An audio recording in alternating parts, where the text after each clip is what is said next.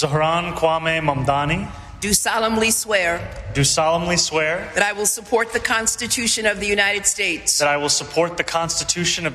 States. কোরআন হাতে শপথ নিয়েছেন যুক্তরাষ্ট্রের নিউ ইয়র্ক সিটির নতুন মেয়র জোহরান মামদানি। স্থানীয় সময় বৃহস্পতিবার নিউ ইয়র্কের অ্যাটর্নি জেনারেল লেটিশিয়া জেমস তাকে শপথ পাঠ করান। এর মধ্য দিয়ে আনুষ্ঠানিকভাবে বিশ্বের অন্যতম গুরুত্বপূর্ণ শহর নিউ ইয়র্কের ১১১তম মেয়রের দায়িত্ব গ্রহণ করেন মামদানি।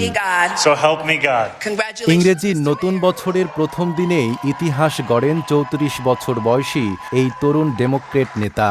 জোহরান মামদানি একাধারে নিউ ইয়র্কের প্রথম দক্ষিণ এশীয়, মিলেনিয়াল ও মুসলিম মেয়র। একই সঙ্গে তিনি যুক্তরাষ্ট্রের প্রথম কোনো মেয়র যিনি পবিত্র কোরআন হাতে শপথ নিলেন। শপথের আনুষ্ঠানিকতায় জোহরান মামদানি পবিত্র কোরআনের ৩টি কপি ব্যবহারের সিদ্ধান্ত নিয়েছেন। এর মধ্যে সাবওয়ে স্টেশনে অনুষ্ঠিত বিশেষ শপথ অনুষ্ঠানে তিনি হাতে নেন ২টি কপি। একটি ছিল তার দাদার কাছ থেকে পাওয়া আর অন্য একটি ঐতিহাসিক পকেট কোরআন। নিউ ইয়র্কের পূর্ববর্তী মেয়ররা সাধারণত বাইবেল হাতে শপথ নিলেও যুক্তরাষ্ট্রের সংবিধানে নির্দিষ্ট কোনো ধর্মগ্রন্থ ব্যবহারের বাধ্যবাধকতা নেই।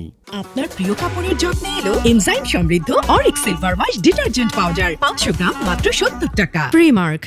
এদিকে শুক্রবার জনসম্মুখে নিউ ইয়র্ক সিটি হলে আয়োজিত আরেকটি শপথ অনুষ্ঠানে অংশ নেবেন জোহরান মামদানি। সে সময় তিনি তার দাদা ও দাদির কাছ থেকে পাওয়া পবিত্র কোরআন সঙ্গে রাখবেন।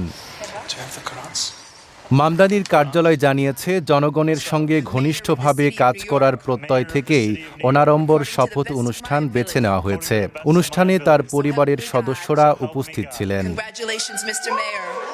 নাইম আরাবী, ঢাকা পোস্ট।